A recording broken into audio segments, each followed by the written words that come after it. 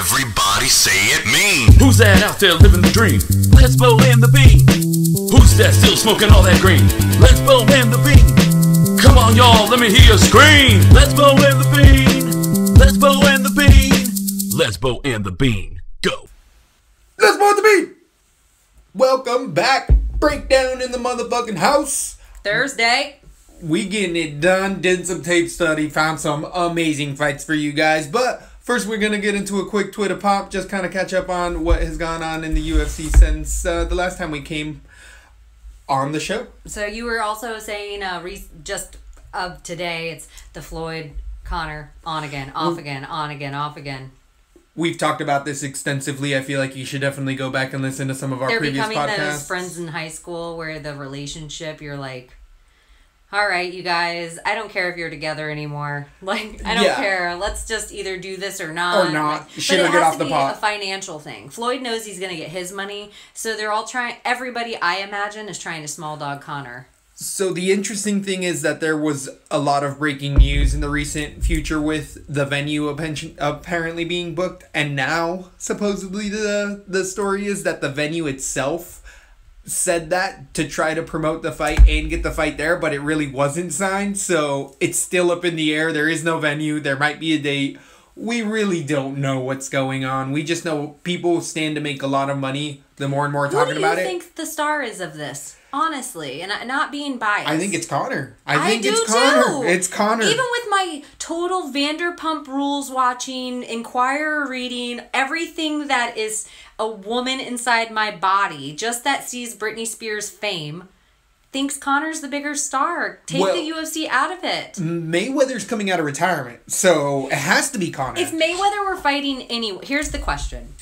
What would be the fight that you would get the pay-per-view if Mayweather fought?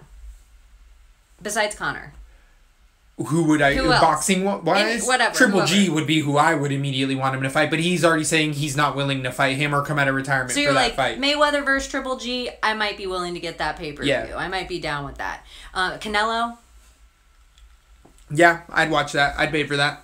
That would be but he won't now fight him here's either. the question I have. Who couldn't you put against Conor McGregor that you would get a pay-per-view for?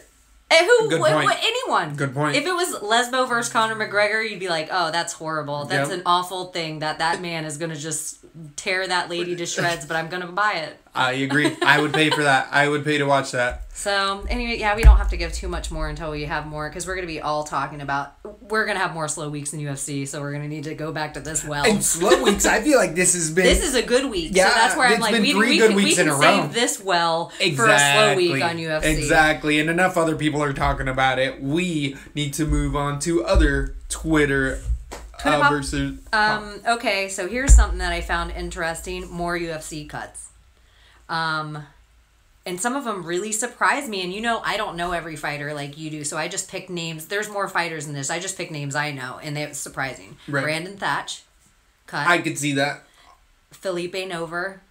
Also see that, yeah. JC Cantrell. I like a drill. He had really hard fights. Yeah, he had really hard fights where...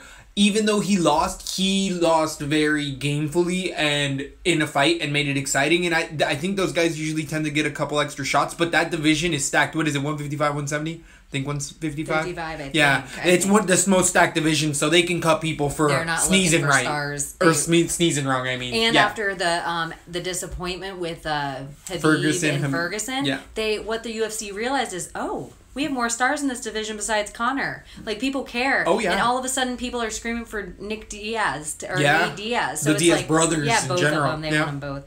And then the other one was Nick Daly, which I was surprised about. Yeah. That one is the most... the other ones, Nover was on a streak that was not looking good. Thatch was the guy that I would have to put up there fame-wise with Feely or like... I think that Thatch's ground game was exploited early on in his UFC career, and everybody went to that ground game, and everybody beat him with that, and he never got better at. Therefore, he can go be a kickboxer in glory and do really well. But in UFC MMA, when there's takedowns and ground game involved, he just can't hang. It just wasn't his... He didn't adapt to it. He said he did, but it never looked like it. People got him to the ground and submitted him in the first 2 rounds constantly. So it's like, okay. Well, Yeah, it's the way the cards have crumbled. If you don't evolve, the game evolves past you. The people that figure you out, or you figure them out. So it's he can get his game better and come back. He's a young man. Quickly into, I was just looking again at 212 that's stacking up. Oh yeah. Okay, the Silva fight, everyone's excited, and that'll be the main event versus Kelvin, and whatever. I think good for Kelvin and his star power. Good for Kelvin, whatever. Holloway Aldo.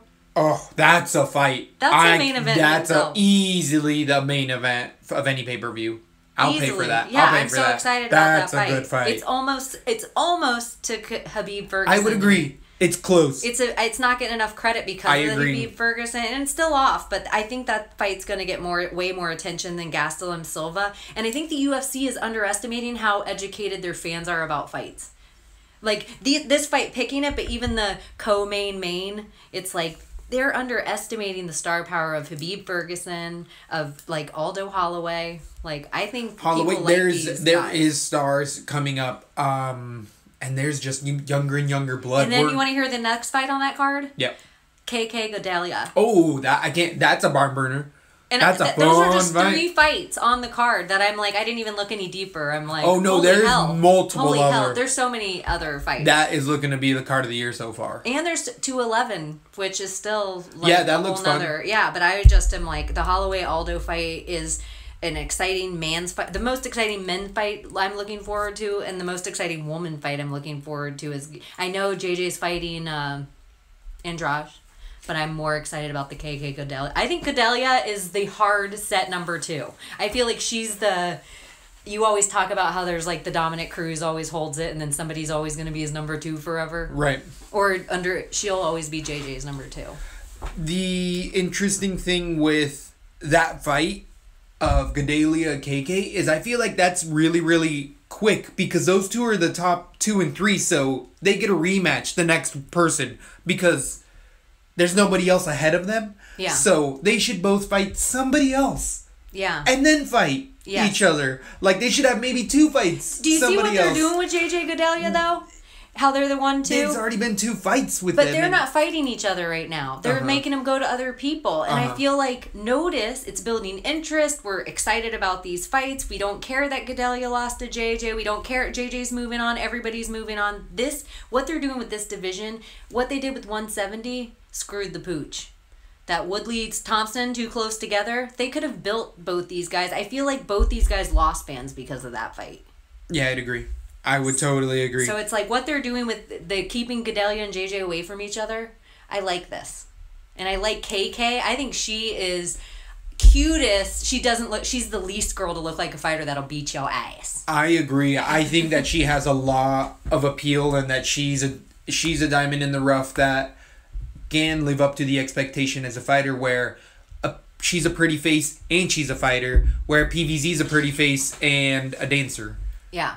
Yeah. So it's like if you were gonna stick someone on Dancing with the Stars, you stick a KK right after a fight on Dancing with the Stars. You put her in against Godelia. You get her on Dancing with the Stars for 3 months. Yep. Because a girl like her is gonna keep training and whatever. You get a fighter. So when you bring these eyes to the UFC, they can support somebody who's a winner. Who's gonna win. And then you give them a fight that they're gonna win. And not that PVZ isn't, but they're doing her a disservice by not sending her through Invicta. PVZ running through Invicta. I just feel like Angela Hill, she's the number 1 example of like coming back from Invicta looking like 2 times herself. Yeah. Okay.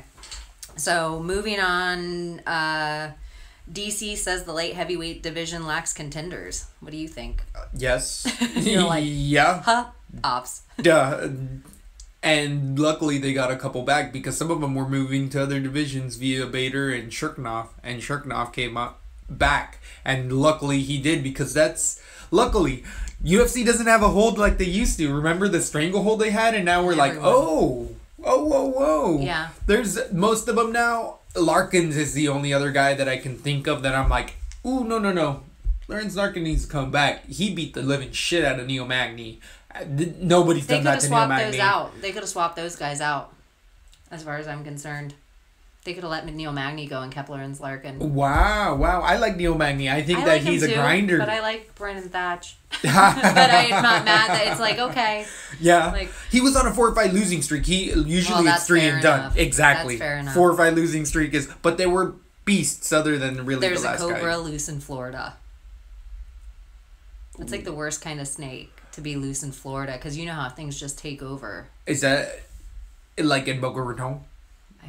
I don't know. I don't remember. I just looked it up and I'm like... I think there's probably a whole lot more than just one cobra because we know the pythons are out of control, and I know that they just opened up the season on those guys where it used to be like the snake hunt like once a year. Now it's year round and biggest snake gets a bonus. And we need it. There's some monsters. Maybe Leslie and the Bean should be snake hunters. Ooh, maybe we could get a Little TV side show. money. Yell out one of those. I would scream like a bitch. Hell yeah, if I saw a Banshee. big ass snake. Oh no, like, it'd be like a rebel yell. I'd be jumping on it, wrestling that snake, You'd be getting like, in some jitsu. Exactly. I'm about to go jihad on that motherfucker. We're about to cut some snake head off. Yeah, exactly.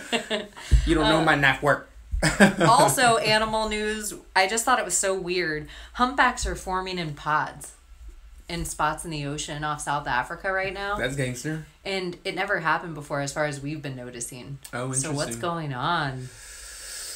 Echolocation is all. I think that submarines and there's been other sensors or man-made tools that can affect breeding patterns and or habits, but I feel like there's also been information out there that says that the water temperature is either cooling or rising in spots, and I feel like sometimes the animals go with the flow, and the flow says we're coming up here more now.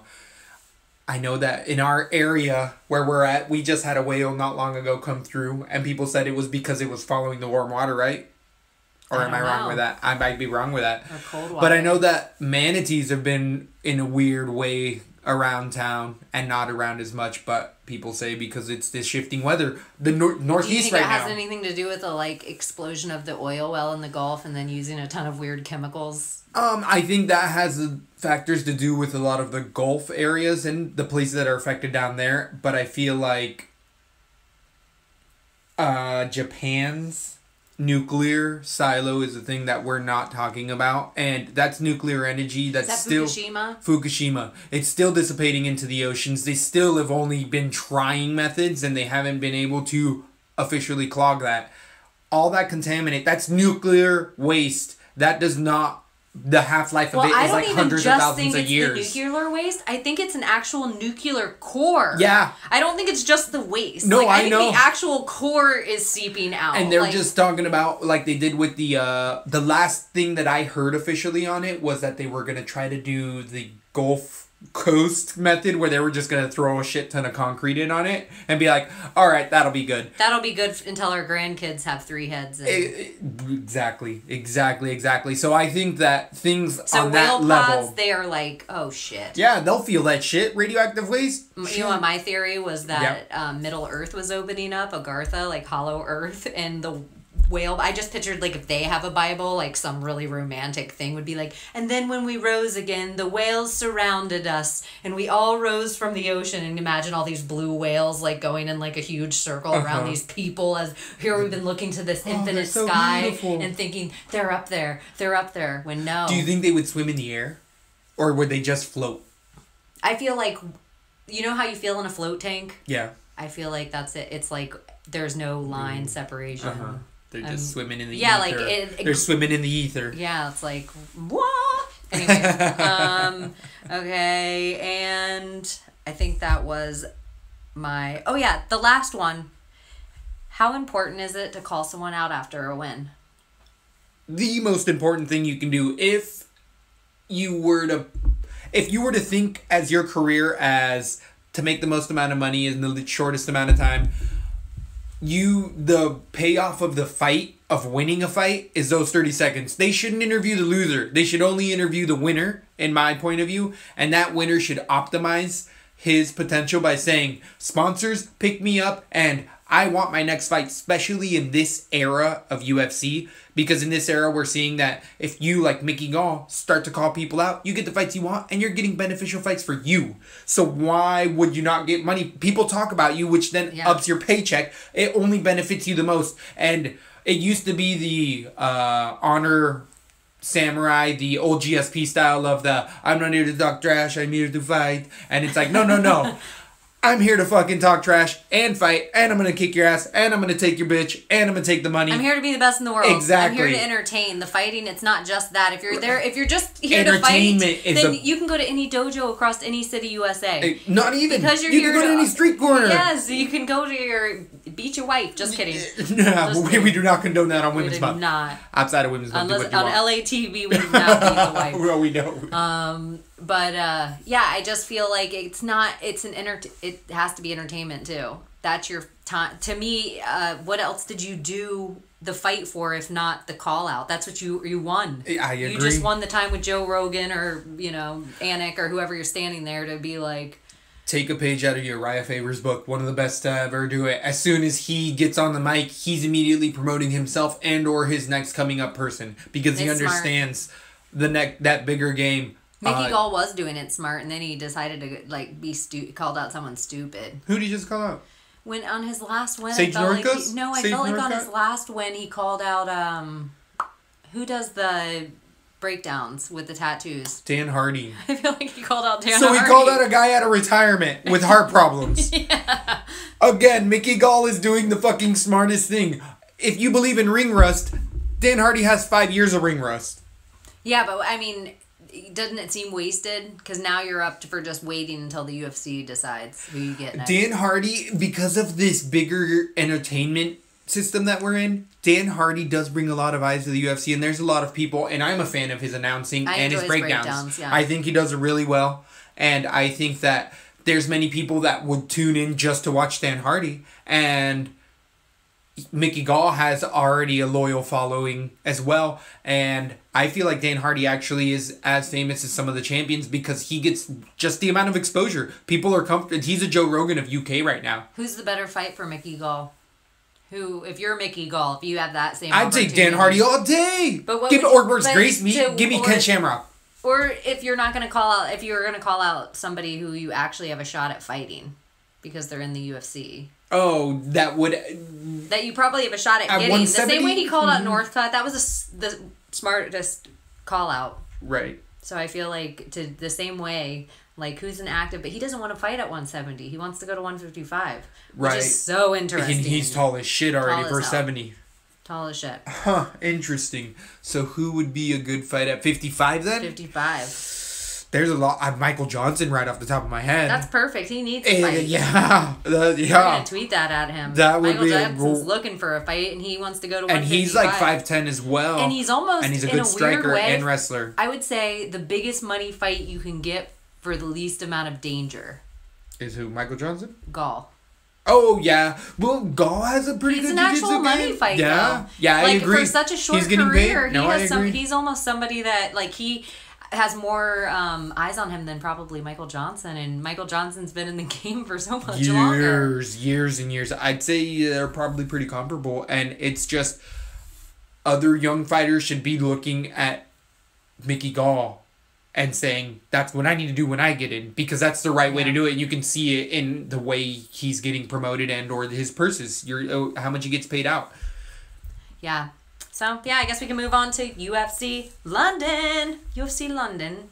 107 fights on Fox. We have an early card coming up this week at 1:30 Eastern Time, 10:30 Pacific Standard Time. In the UK, what time does it start? Is it going to be like 1:30, 10:30? Pacific is 10:30. Pacific over East California, Oregon, Washington. It's 10:30 in the morning. Oh, AM. Yeah. AM.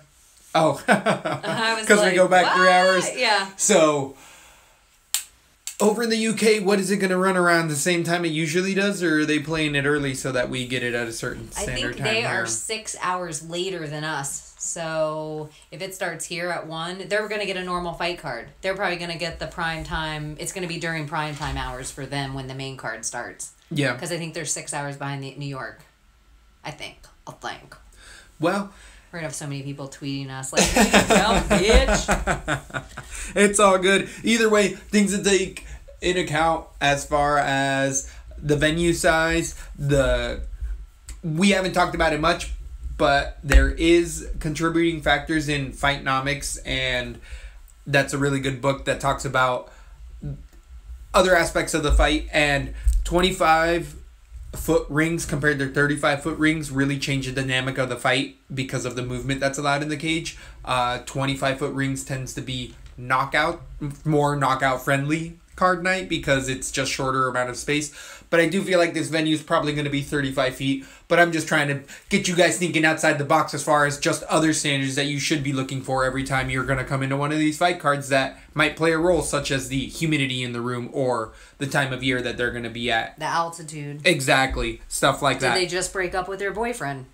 Which has been real shit. That really has played factors with people. Or girlfriend.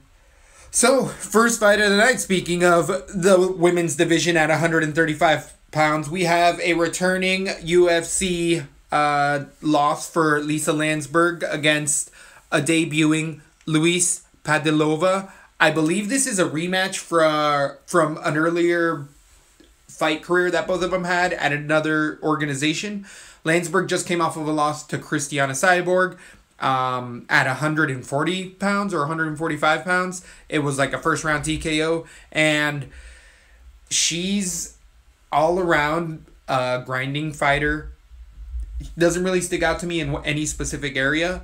She just grinds, gets at you with strikes and punches. Her takedowns aren't the best, but they're not bad. She mixes them well together. I feel like all the way around she's a better fighter, in the fact that we've already seen Lucy Bullet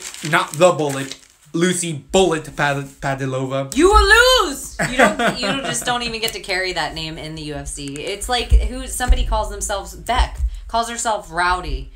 Silly. That's silly shit. You don't call yourself the Babe when you're going to play baseball. It's silly shit.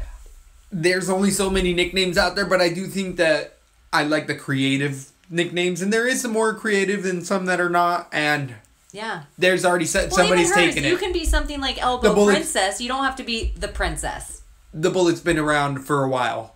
You would think that it's already taken, and I feel like this fighter, Lucy Bullet, is only, I don't even know her age, but I don't feel like she's that old. But she would have seen Shevchenko at some point in time. But either way, it's just a nickname. She loses. I have Lisa Landsberg in a submission. I feel like there's going to be a bad shot taken in.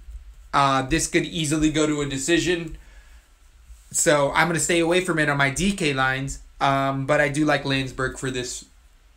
I like Landsberg as well. I just see her landing a couple extra nasty elbows. The girl's going to give up her back. She's going to get the submission. I agree submission round one as well. But I think it's going to be from shots beforehand, and then just she's going to clobber, and the girl's not going to get knocked out from those shots, but she's not going to want to do it no more. I think Landsberg's a different beast now. I think getting in the ring with Cyborg and feeling the pressure of that, and I could be wrong, but I believe she got in the ring with Cyborg in Brazil. Yeah. That takes fucking balls. I agree. So I feel like there's the pressure of that. She isn't going to have to deal with it at all in London. And I think she's one to watch. I think it just, if you have the heart enough to get in the ring with Cyborg, and I think she's going to finish this fight. She took that fight with Cyborg knowing she was going to lose, but she knew that she was going to get another fight in the UFC, and that's all she wanted, and that's honorable. Hey, you know you're going to get a loss, but you know that loss still propels your career forward. You know that. And that's what's happened to her. She's actually a big favorite, I feel like, on this card, as far as DK and betting lines. Yeah, she's under 220. Oh, she's a favorite? Yeah. 220 favorite? Yeah. Yeah. I could easily see it. So 2-1 favorite. I see it going for Landsberg. So the value might not be there as far as the bet. But moving on to the next fight, we have a middleweight bout at 185 pounds. Scott Askham versus Brad Scott. We have Brad Scott as nicknamed the Bear. Both of these fighters have won one, lost one in their last 5. They are 27 and 26 years old or 28 years old for Askham. I feel like Askam also has a good all-around game. He's coming out of England, Yorkshire, and his camp is Lud's Magnus. I don't think there's another fighter out of there, but I feel like Askam has looked good in general as far as the UFC. He has losses to Jack Hermanson, who is a great up-and-coming fighter. A decision to him is not a bad loss right now, it's looking like. He TKO'd Chris Dempsey, which should have. Anybody who's any caliber of fighter, he should definitely beat. He lost a split decision to Jotko, and this is actually a fight that both of these fighters have in common. They both lost a decision. A split for Askam, and for Scott, it was a decision, a flat out, against Jutko. So Jutko's looked good. He's gotten a couple knockouts. Askam is, again, more of a gatekeeper right now. He's not really making a big run, but he's getting the fights that are keeping him in the UFC, and he's a grinder. Brad Scott, a lot in that same boat. His most recent loss is a decision to Jutko, so it just happened a year ago. And he's coming also out of England, out of Wiltshire, England, and he's gotten a couple submissions, one of them against Dylan Andrews, the other one against Michael Kuprick, who is no longer in the UFC. But Askam also has losses to Robert Whittaker, who's looked pretty good as of late, and he also has lost to, or he has beat Claudio Silva in a unanimous decision as well. He has another loss in there. I can't think of who it is right now. But either way, Brad Scott tends to grind you, but he tends to grind you against the fence. I was going back over his footage, and the thing that I saw with him specifically is he doesn't shoot on you, he trips you. He trips you in a Dutch style of trip where he'll trip you above the knees or throw you around, get you out of position, and then swamp you. He has a good jab that he throws. It's not amazing, but he uses it really well, and he uses it a lot. He has a really good straight right, and he uses his head positioning really well. When he's pushing you into the cage, he puts that head right into the middle of your chest, and he throws good uppercuts from in the clinch. Good dirty boxer. Power. He has power in his hands, and he can take a punch. The thing that I didn't like with Brad Scott is that Jutko, who tends to be a striker, saw the openings in Brad Scott's takedown. His takedown defense is good, but once on the ground, Brad Scott can't get up, really.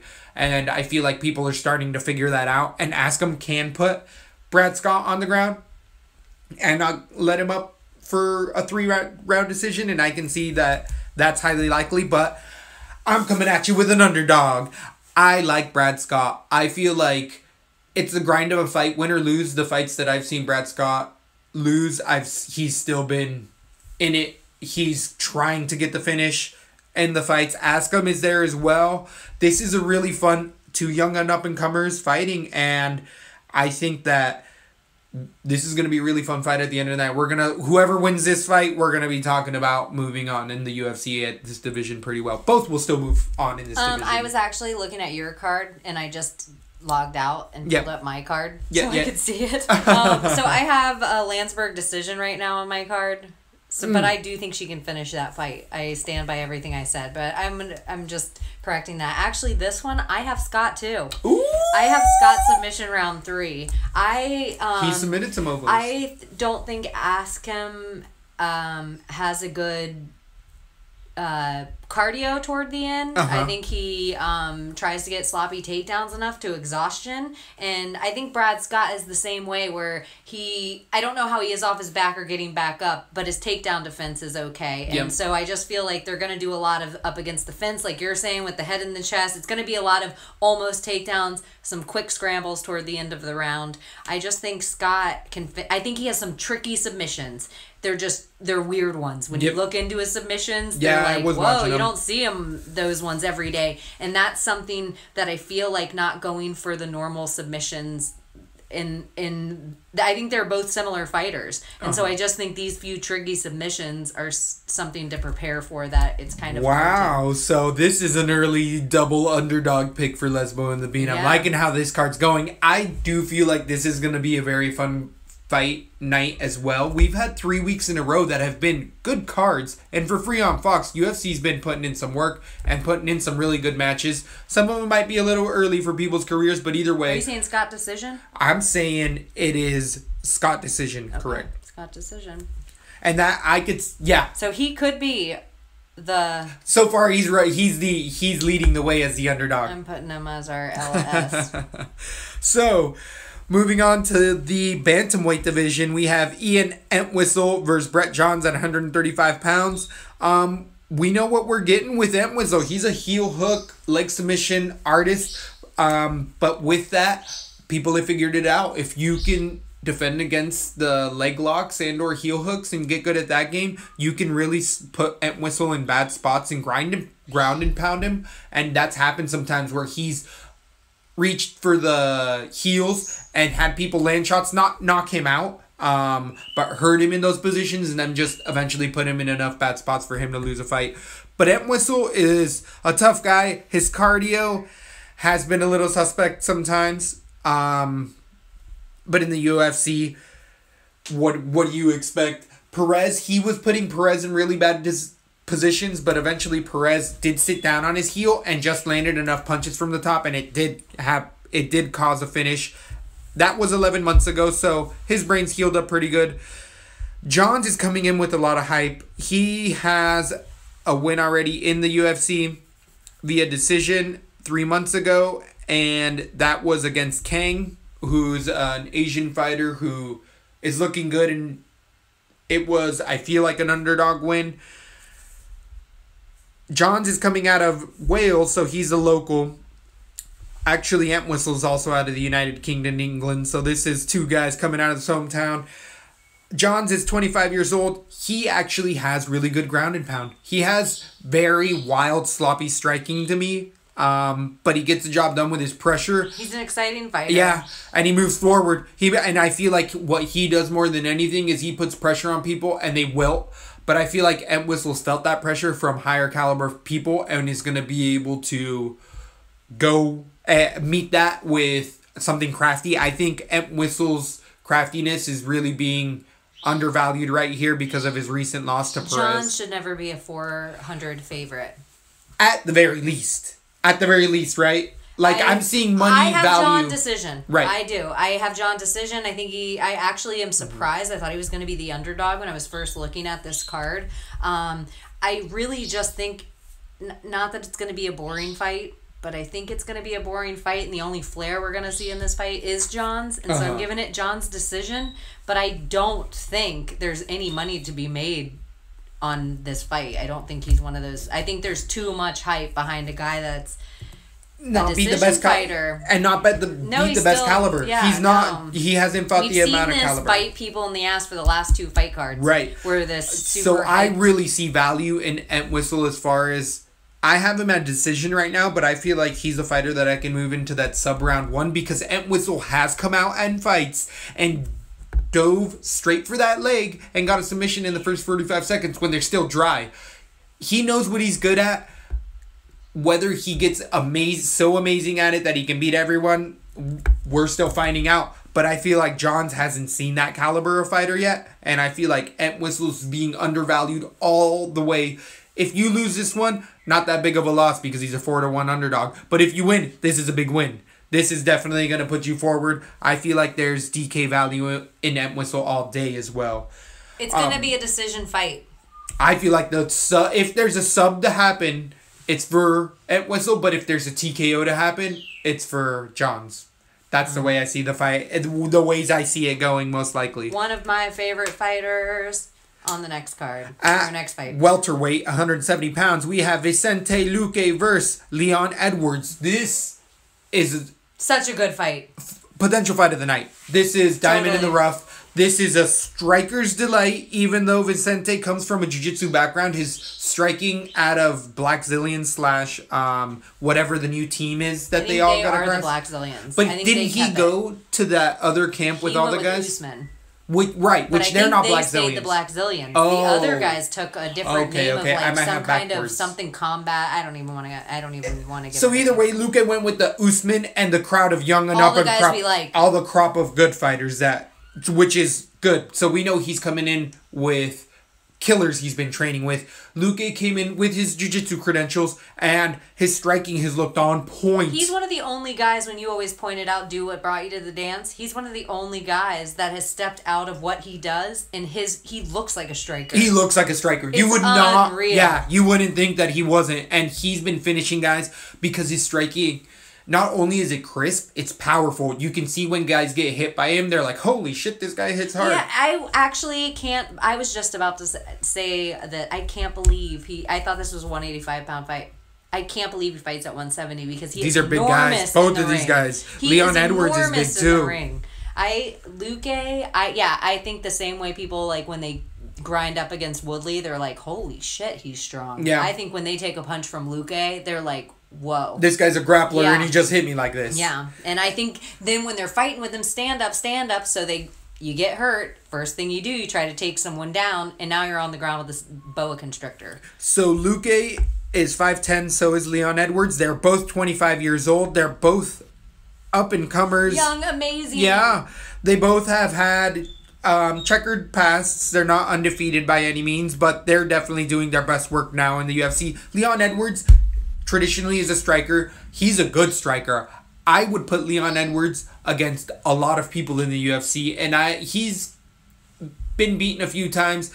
People have figured him out in the ring, but there's raw potential in Leon Edwards. There's that athleticism and just dynamic that he can finish a fight at any given point in time. He has power into the third round. He has good angles. He has good footwork. I just feel like as much props as we're giving to Luque, it's going to be the same thing that happens to Edwards. Edwards is going to get one or two hit. He's going to be hit and not realize that all of a sudden he got hit 5 times and wake up and be like, damn it, that guy caught me. Edwards has not shown a weak chin, but he has been hit. But it's the UFC. Anybody hits anybody, you're bound to get hurt. And I think Edwards has a good future in the UFC, and I feel like Luque has a good future in the UFC.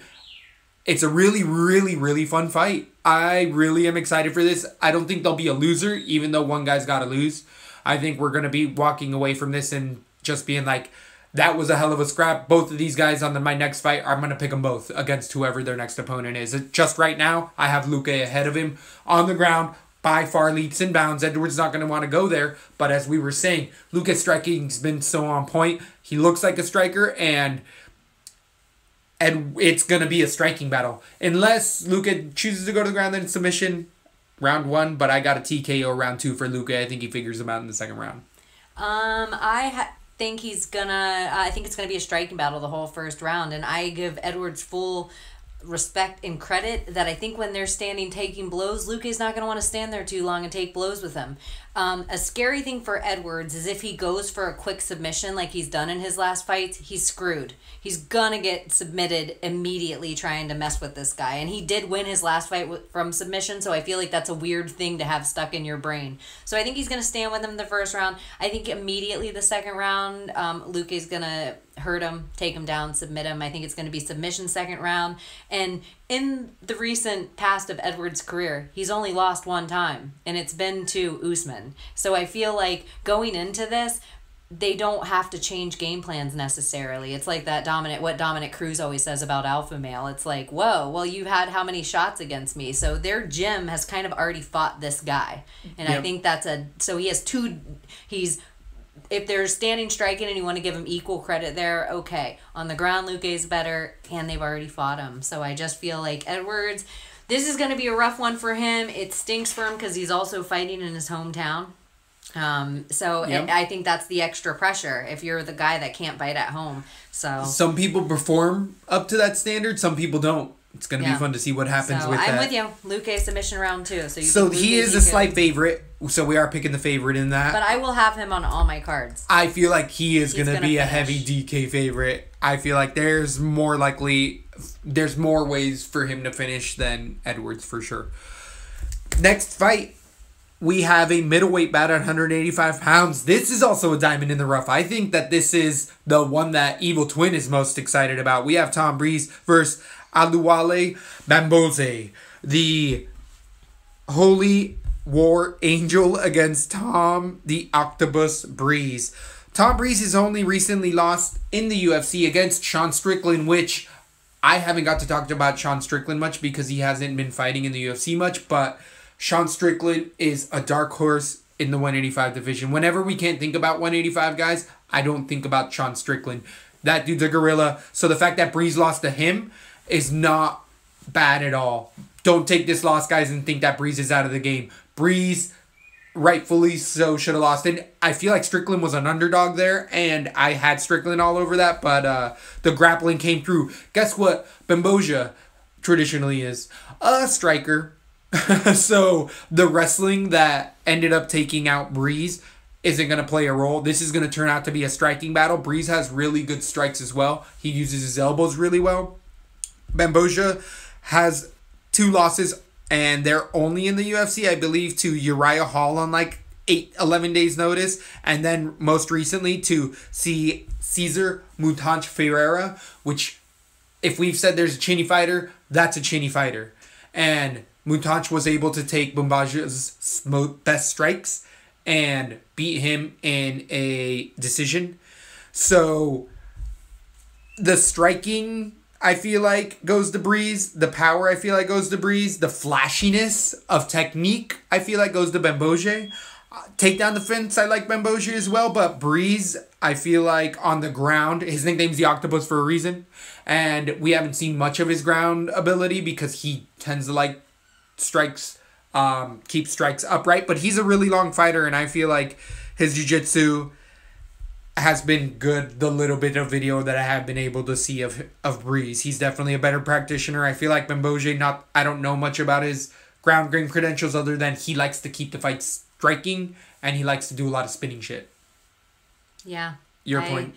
I think Bamboja has no gas tank, and Breeze will exploit that all day. Breeze is one of those guys with a killer gas tank. We're not worried about any elevation. This is hoity-toity London, so we're not going to be in a boiling hot arena, so he's going to be able to work on peak performance. I have Breeze decision right now, but I really, because I don't think this is a can fight by any means. I agree. I think Breeze outclasses him, and he doesn't have to put himself in harm's way in this fight at all, and that's the only way we see it go to decision. If Breeze wants to win this fight, I do think he will feel him weakening and out cardio him, and we might see a submission in the 3rd round. I think we're going to get that ground gamey picture because I do think Bamboja will sit and throw. And why would you put yourself in harm's way? I agree. So I agree. So I think Breeze, I think he has a good chin. I'm not worried about him taking the strikes or the stand-up game, but I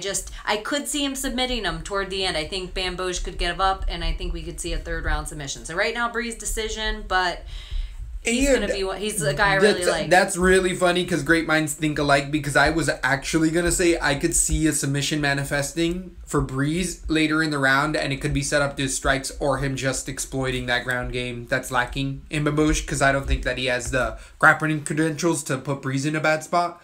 So we'll both. I'm just going to put decision for both of us, but 3rd round sub maybe. A good reason to listen. On my DraftKings, he's kind of. I would agree with that, and this is why you got to listen to Let's Blow in the Bean all week long, and listen or look for our Twitter when we give our final post weigh-in breakdown of what we finally go with, because these are subjectable to change right now. We're just giving you our leans, and the weigh-ins really has played a favor to us. If some guy flinches, it could change everything. Like when one guy does it, and the other guy's, you're like, oh, I didn't like that. Or if we see someone lose their temper too much, we're like, oh, this guy is too emotional in this fight. We don't like it. And so there's just things about weigh-ins that are definitely important to. Well, and there's even commentary by like Fox and other people that'll come out the night of and be like, I heard he's having a more hard weight cut. And multiple other people will also verify that. So that plays a role. Or we'll see it and we're like, oh, he did not look right. Exactly. So definitely keep that in mind. But we're going to keep chugging along with the lightweight division. We have a return of Matt Dayeski versus Temu Pelican.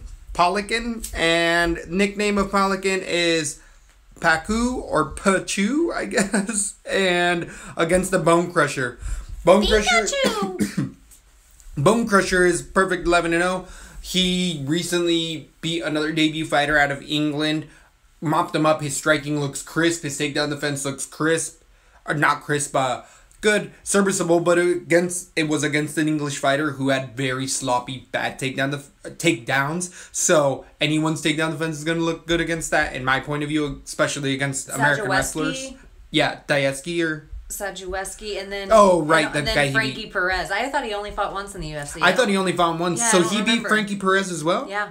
Really? And what was that? That is Frankie Perez by decision unanimous 3 months ago. Frankie Perez is an American wrestler. It must have been a fight at like 205 or some shit. Like, yeah, there must have been some But I do remember that we had talked about him maybe because it was a while ago, but the takedown defense, I feel like his takedown defense is serviceable, but it's his striking. Dayeski's striking is good.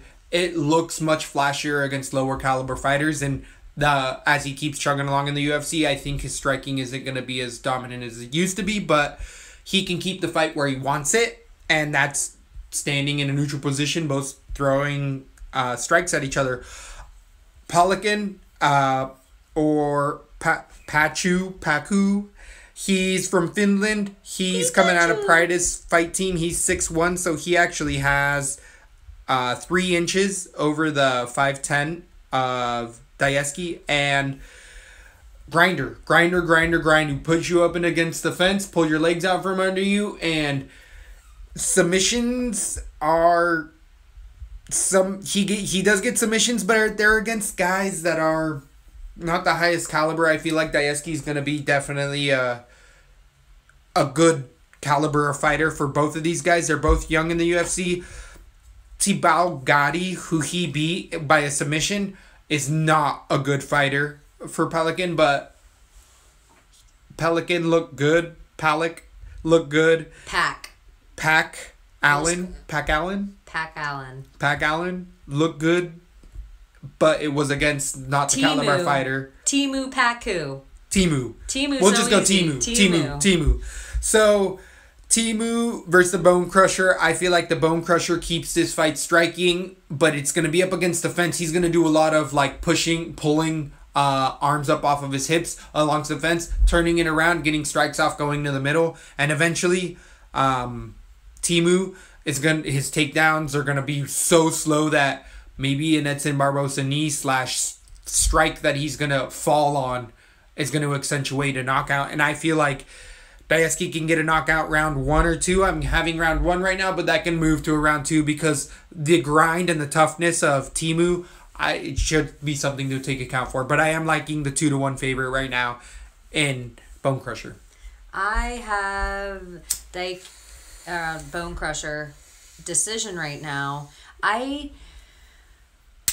He's one of these guys, I think they like to fill the London arena. He's a hometown favorite. Everybody really likes him. Part of me wants to think they're giving him a can just so he can win in the ring. But the other part of me, I don't want to call him overrated, but I think there's too much hype behind him. And I wasn't as impressed the last time I saw him in the ring, and I wonder how he's going to do with a submission artist. I think Finland, as odd as it is, I feel like we've seen a lot of weird, tricky fighters come out of there that are just looking for their shot. I don't even remember the last time Pac Allen's fought, to be honest. I have right now the Bone Crusher decision just because I underrate him right now. Like maybe I am. I'll put it on me. Like, I just don't think, even though he's 11-1, I'm looking at it. London, I know you can say Bisping, like you got the champ, but meh. And then you're like, who's the guy that fighting on the main event card against what is the main event on? Manuwa versus Anderson. I think Manuwa's a hometown guy. Yeah, he's definitely but the I just think, guy. So I will probably stay away from this altogether. I don't want to get screwed by a hungry guy like this Pac Allen wanting to prove his name, and this will be one of those fights. He could make this a very ugly, slow fight, and a slow fight does not work for the Bone Crusher at all. Yes, I think he could get winded, and I think he could get submitted if the guy's tricky enough. So I have Bone Crusher decision. Dayeski is the way but I totally could be fucking it up. So you think KO round 1. Getting into the fat boys. We moving up to the heavyweight division with Daniel Omelianchuk, I don't know how to go. Yep. Versus Timothy Johnson. We have the most American mustache in the UFC currently with Timothy Johnson. He wears a mustache well. Definitely dad bod going on for Timothy Johnson. He looks like a dean. Like you'd be, if you were skipping school, you'd run from him. Yes! I would see that, and he'd have the belt with the keys. Hey, let's go! Get back here! And you'd be running with your joint just like... Run! Yeah, his mustache would blow a little like... You'd have to drop your joint, and he'd pick it up and smell it and be like... Teenagers. Damn it. You damn hoodlums. So, Omelianchuk looked good-ish. He's coming and not really looked at... People said he was going to be a title contender right away, and we have seen that that's not the case. He can beat the lower caliber heavyweight division in the UFC, but as soon as he takes a step up, let's say to Stefan Struve, who is a ever parental gatekeeper / on the sidelines because he has too big of a heart and or is just too big of a person. He lost to a Darce choke to Struve. With Struve is good at submissions because he is so long, but I feel like Omelianchuk is fucking a grinder. He likes to use his wrestling to get into ground and pound positions and be on top of you and land a lot of strikes. I feel like he bulldozes. He runs in with his hands a little low, and he'll take a punch to give a punch. And in the heavyweight division, it's really not the best idea, but I feel like he's...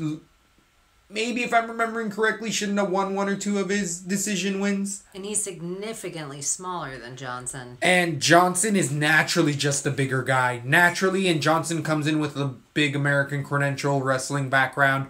Overall toughness, we've seen Johnson in spots that we've seen Daniel in as well. And Daniel has wilted, well, not wilted because he won those fights, but he's looked a lot worse off, where Timothy Johnson, you can see the rally come through with him and finish a fight and or always be wanting to win a fight.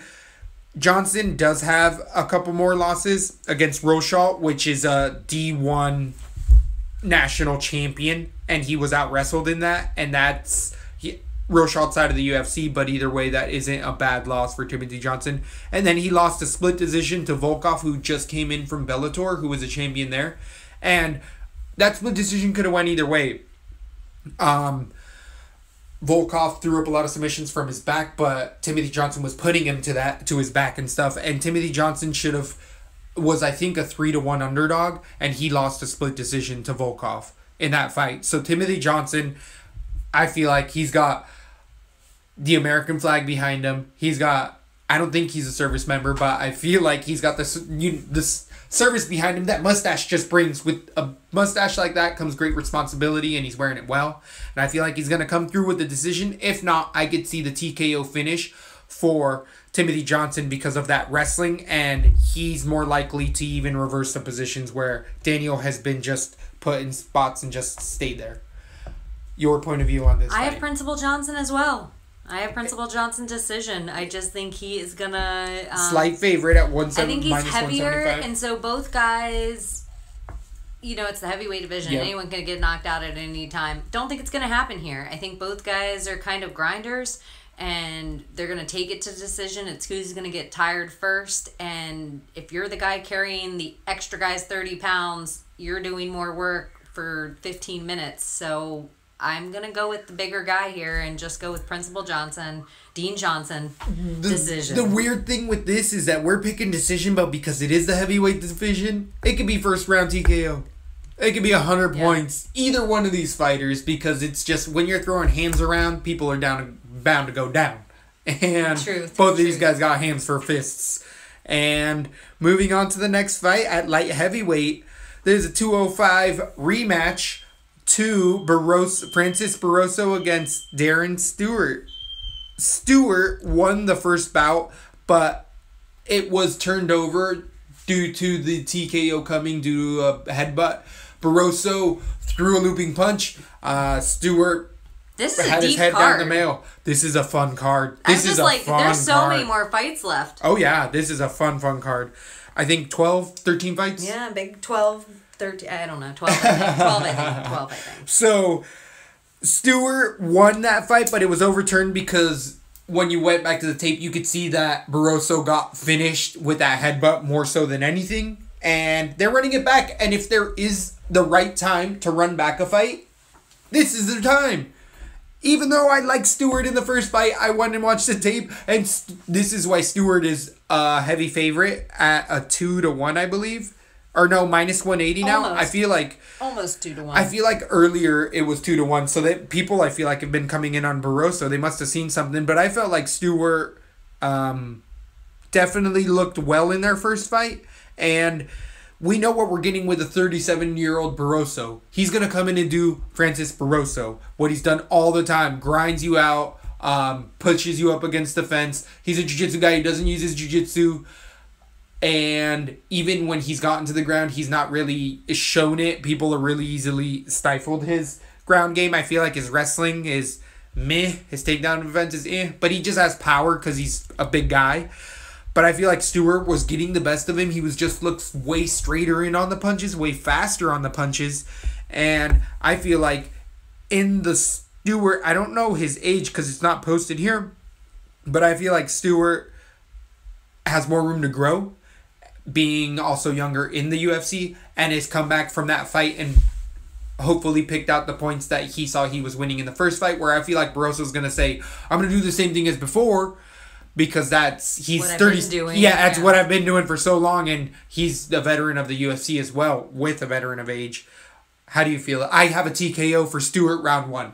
I have him on a lot of cards. I have a TKO for Stewart round 2, and I feel more confident about that, where I could move it to round 1. Even hearing you talk, I really like Darren Stewart. I really like him. I think he's one of those guys that's fun to watch. I think the hype behind some of the other fighters should be behind somebody like Darren Stewart. But I feel like, if I remember correctly, Darren Stewart ain't no 5'10". That motherfucker was like 5'9". He just got some big ass legs. They all use Tom Cruise height. They Exactly. all use like, oh yeah, I'm such a tall guy. They all have lifts, their boots on. He has some big old legs, but powerful striker. I feel like a finish is going to come in here, and I'm putting him all over my DK all day. We have the next fight at lightweight, 155 pounds. Joseph Duffy versus Renza Madadi. Madadi came back from being in prison for beating some guy half to death out in somewhere, and apparently it was self-defense, but nobody saw it. Hence the mad dog for Madadi. I feel like Joseph Duffy is the biggest favorite of the night at a minus 700.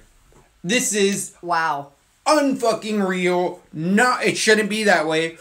People are saying that split decision, or that last fight for Madadi against Jan Cabral, TKO punches, he deserved that. Jan Cabral was out stiff. He lost to Norman Park, who I feel like Norman Park recently was released.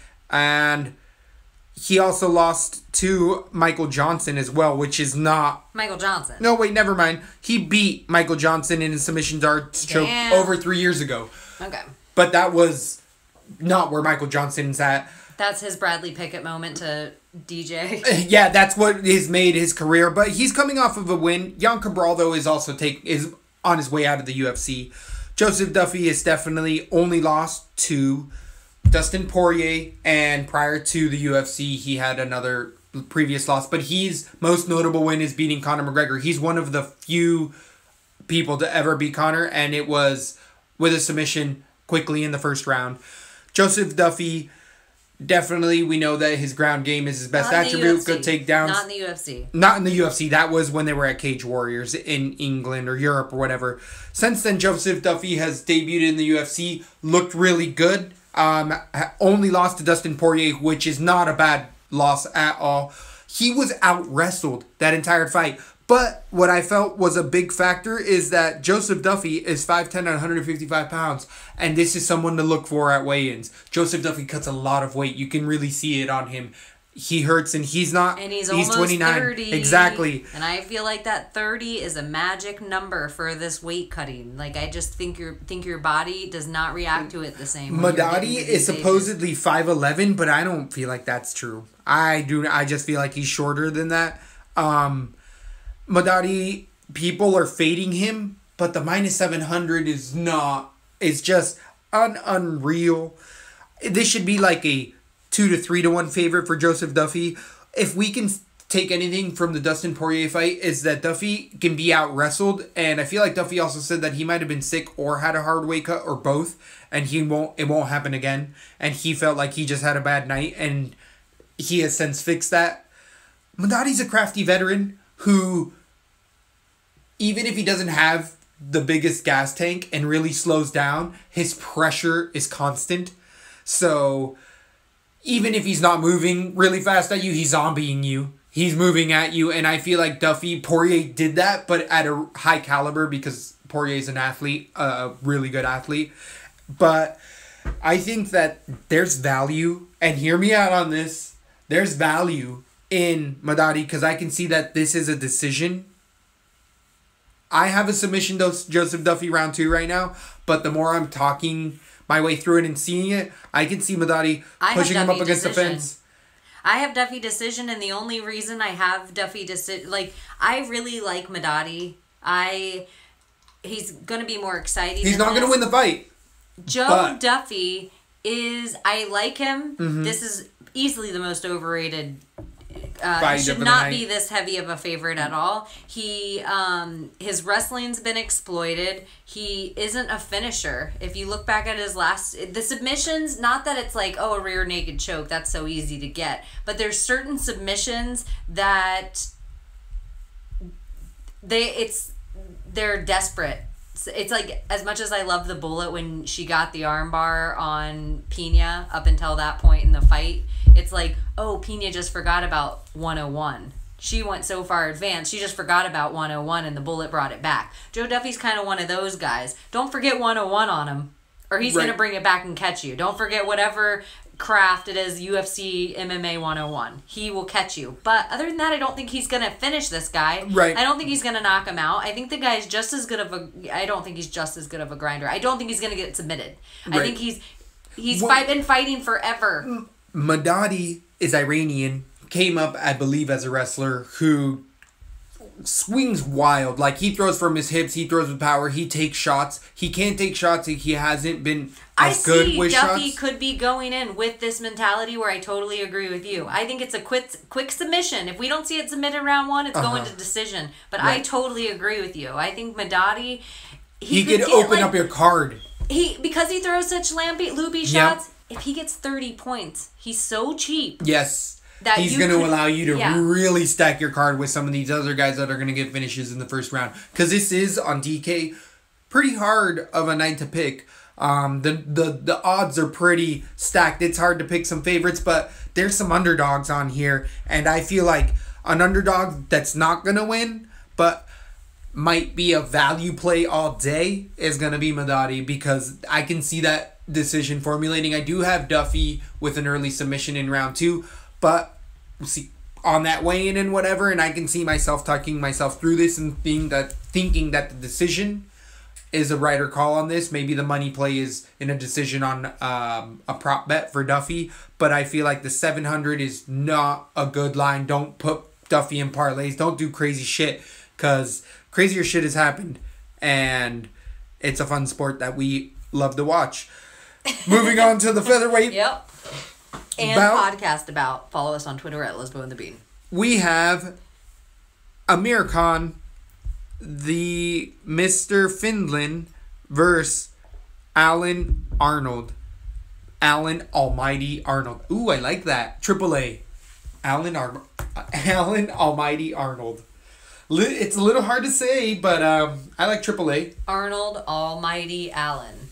God damn. Arnold, the Almighty Allen. If you put "the" in front of it, it'd be a lot better. It would be. Arnold Almighty Allen. I'm interested to see how Bruce handles that. But he deals with some names. Good night. Give it good night. As hard as it is to say these now. I agree, but he talks about it on his show sometimes. Like, he'll go up and ask the fighters themselves and get pronunciation, and he'll even record it and then go to the mirror and practice before a fight or before the night. And that's a professional. And if you ever look at his cards, they're amazing. He sells them to charities And he'll have corrections, and they'll look like football plays. They'll look like he's running a route. It's really, really awesome. This is a really fun fight at 145 pounds. Both of these fighters are up and coming, with Amir Khan at 28 years old and Arnold at 23 years old. Arnold, or Allen, Amir Khan has been the up-and-comer. Everyone's talking about him. This is a near even split fight with a slight favorite going to Amir Khan. I could see why this is a split fight. Both of these are dog fighters. Both of these guys try to finish the fight at all times. Dynamic strikers. Good ground games. Both of them have good takedown defense. I feel like this could be a fight of the night contender as well. This is a really, really, really fun fight. Both of these guys are going to come away getting better from this fight because they're fighting some of the best competition they've seen, and this could be a finish either way. I feel like the wrestling is going to go to Arnold. I feel like Allen has the more I break down stuff, Amir Khan's at Straight Blast Gym with Conor McGregor, Gunnar Nelson, Lobov, all these other ladies. Like, he's at a camp out of Ireland that's doing really, really good, and he's got a lot of hype behind him because of that team with Straight Blast Gym. And then we have Arnold, who has debuted in the UFC and then went to TriStar and been a Haraza hobby discipled and looked really, really good as of late because of his camp and him training with people like, and he talks about GSP, and we know GSP has stayed ready, and GSP's not training for a fight. Guess who his training partner is? A 23-year-old 145-pounder, because this guy's going to move up to 155 pounds. At 23 years old, also the weight cut we got to watch for him because he's huge. I was watching tape on him. He looks big for his size. He's just going to grow. I think he's going to eventually move up, or he's going to hurt himself and then eventually move up. Hopefully it's not this fight because this is a really, really fun fight. Good takedown defense by Arnold. Good submissions. Moving, tons of pressure. If you watch the Yats and Mays fight, at the end of the third round, Allen was so wanting to finish that fight that he landed the finishing shot at the end of the bell, and Mays was out. He was out. The ref called it off a knockout, but when they went to the replay, the punch landed right after the horn. But he heard him 4 punches before that last shot, but Arnold finished that fight for all other intents and purposes against Mays. And then he submitted somebody else prior to that. But this is just gonna go... he submitted Alan Omar prior to that, who's a savvy vet as well. And he was a big underdog as well. Alan has a lot of hype coming in, and it's rightfully so. He's a young and up-and-coming spar. You got the bean all over Alan after watching good tape on him. Great footwork, stiff jab, always foot on the outside. Not necessarily flashy, but technical. And when he went to TriStar to get better, that's what you want to do as a young fighter. You want to go to one of the best camps in the world, and we know TriStar has put out some of the best fighters ever. And it's showing. Straight Blast Gym is also doing the same thing. This Amir Khan's going to have the best camp behind him. Some of the best minds. Gunnar Nelson, Conor McGregor, Lobov, and the whole crew that he has with their coaches have broke down fights and put really good camp talent. Kavanaugh, there you go. Thank you for that. I knew you were searching for something, but I couldn't figure out what, and I was like, that's the only name I haven't heard. That goes with that. So, you know that they're great mains because they have... Lobov has looked really good as of late.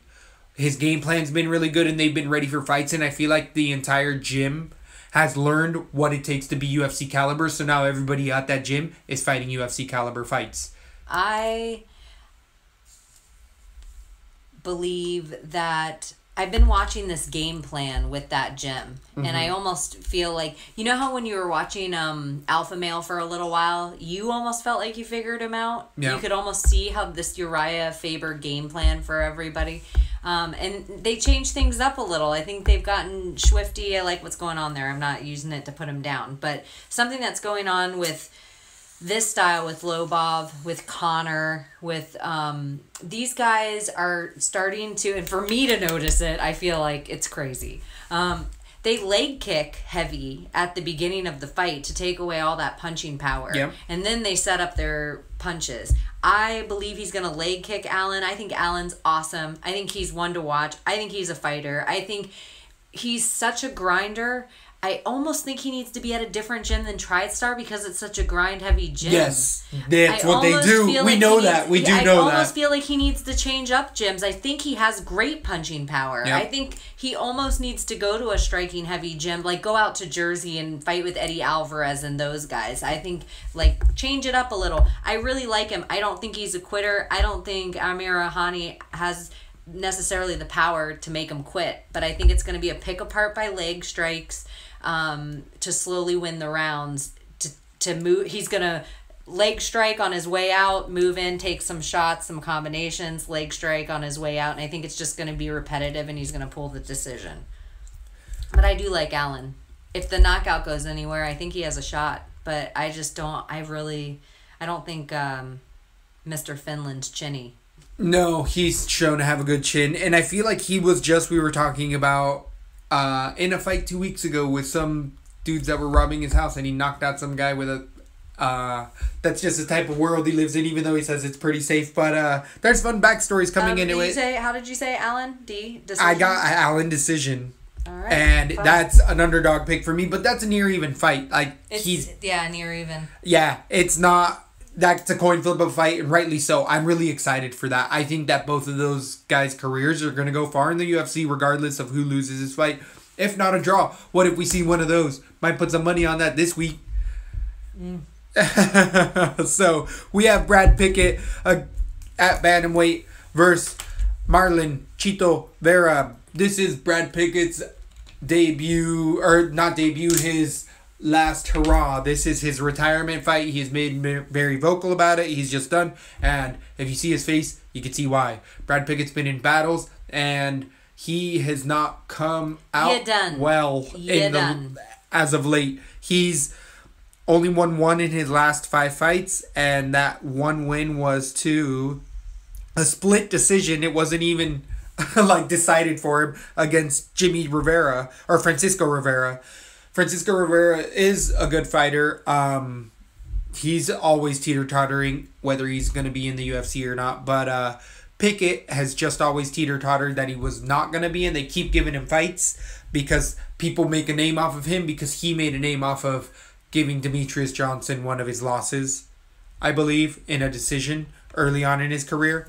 In Demetrius Johnson's career, like one of his first fights ever, and Pickett was the champ at whatever organization. So Chito Vera's coming in on 11 days notice. Do you know specifically? No, it's somewhere short though. It's something 10, short, 11. And you made a really good point in the previous show that we had that Chito Vera's moving down, it looks like, from his previous weight, and he didn't have a full camp to get down there. So I wonder if he walks around lighter because now he's been at a good camp that has been like, hey, nutrition is on point, you need to be there. And that's also why he is also on 8 days notice. Like, okay, I can make weight and I'm in shape. Why not take the fight? He is at a gym that's not going to let him take this fight if he can't make the weight. Jackson Winklejohn, right?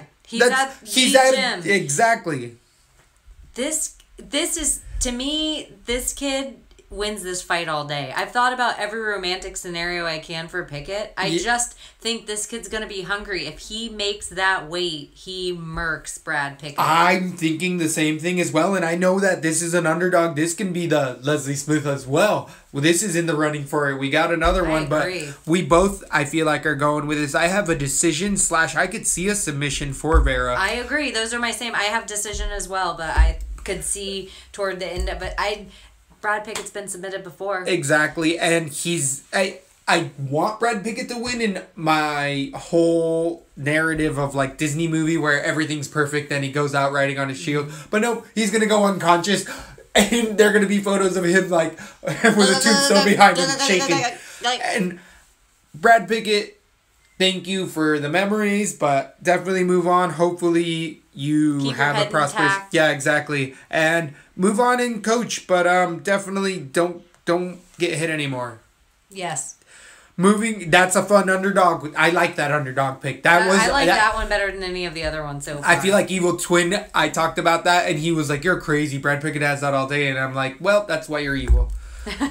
So, co-main event, and this can be fight of the year in my eyes.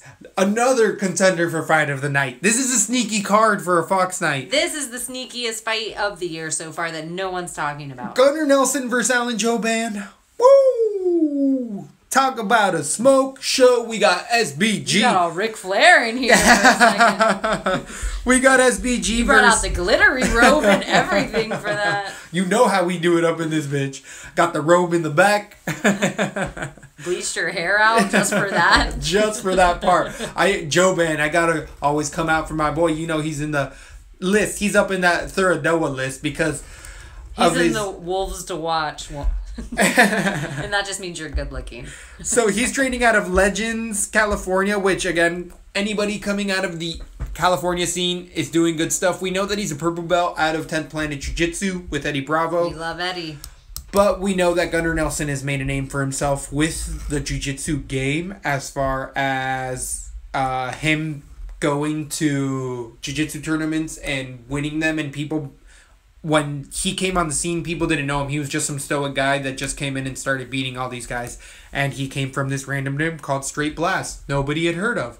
And Kavanaugh has been at the crucial points. That's who taught him, or Gunnar Nelson, his jiu-jitsu. Gunnar Nelson's really good on the top game.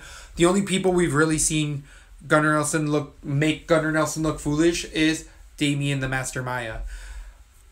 Anybody on the ground with him that doesn't get submitted, which Gunnar Nelson lost a decision, but he was getting ragdolled that whole fight. But it was like a chimp playing with a kitten. Like, Gunnar Nelson would try to get up, and Damian Maya would just pull him this way, and Gunnar Nelson just would fall over like he has never fallen over before in a fight. But it's just the mastery of Damian Maya using all of the tools in the bank. And Jouban is not at that level. Jouban, though, is a very crisp and fluid striker with good takedown defense. Gunnar Nelson has very crafty takedowns, and Gunnar Nelson has very crafty strikes. They're very looping.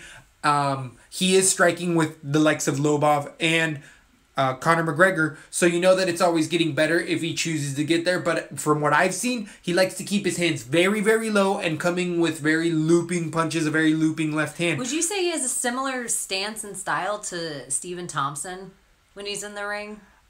Doesn't he have an awkward stance? I would say it's lower. It's low. It's more spread out and lower. I feel like Thompson is a little lighter on his feet. Gunnar Nelson is more... Oh, I was thinking of Jouban. Oh, Jouban. Yeah. If there was one. Yeah. Okay. I was thinking of Jouban. Yes, that makes so much more sense. That makes so much more sense. No, I don't get that at all. I'm sorry. I was thinking of Alan Jouban. Yes, I could totally see that more. Yeah, he's more of like a taekwondo, light on his feet. His feet, or his hands. He's light. He does. Yeah. And he has his hands sometimes lower. It makes me nervous, but he's not doing it at. But Gunnar Nelson's low is more like his hands at his hips, where his hands are at his belt line. Jouban's low is his elbows at his chest and his hands at his chin or at his shoulders. It's two different levels of low, I feel like. I know what you're talking about with Jouban, but it's not his aren't here like you're a Wolverine. Yeah. Where Gunnar Nelson can be in the Wolverine stance at times and throw looping punches.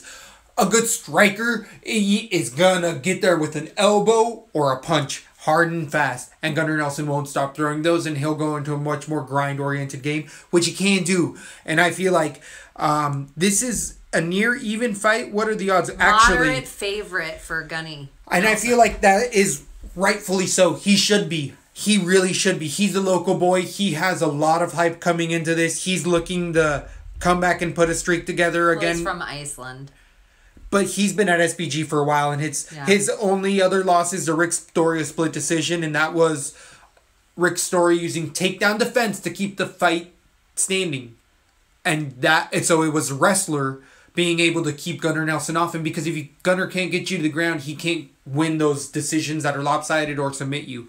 Where I feel like Jouban's takedown defense is going to be the key to this fight. And I feel like Jouban is going to end up hear me out on this, gonna land a strike that's gonna hurt Gunnar Nelson, and then he has really good he moves like a wrestler, Joban, when he hurts you, and he rolls to the back really quick and puts in, and I feel like Joban is gonna hurt Gunnar Nelson in the second round, circle to his back, get rear naked choke submission, and that's a play, that's a prop bet all day. It's probably 70-1 odds. Yeah, If like you, that's... for a Joban submission. Nobody's picking that. Everyone's picking Gunnar Nelson submission at the very least, or decision Gunnar Nelson. Nobody's picking Joban, let alone Joban submission. But I feel like he hurts Gunnar Nelson first, and then submission gets there. You heard it here first.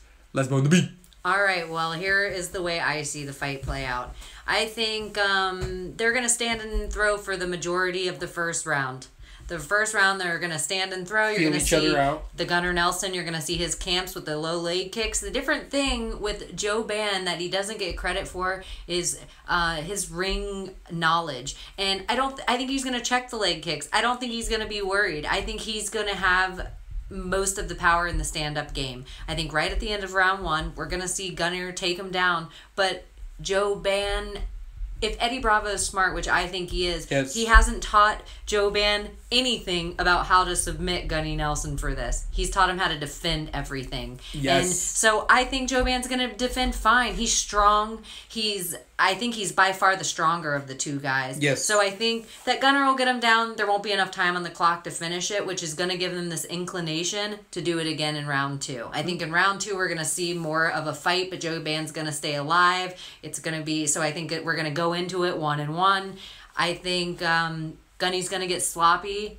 Joban is going to clip him. I think he's going to figure out his timing by that point. He's going to be a little tired, not going to be able to take him down as much because Joban has great cardio and he's going to keep his strength in the third round, and Gunnar Nelson does not hold on to that. So I don't think I am also going with the underdog, and a huge underdog. What? I have Joban KO round 3. What? He's going to clip Gunny. We didn't talk about this before. No, but I have this is Joban two all separate day. things. We've moved this podcast to break it down live in front of you guys because we feel like that's the most honest thing to do. And so I did my card separate and kind of first. This is the first we're hearing of each other's cards. Yeah, exactly. And we throughout the week we're making it a point to not talk about I thought I had my things. Schlick Joban. Yeah, fight. exactly. You were gonna be like, what?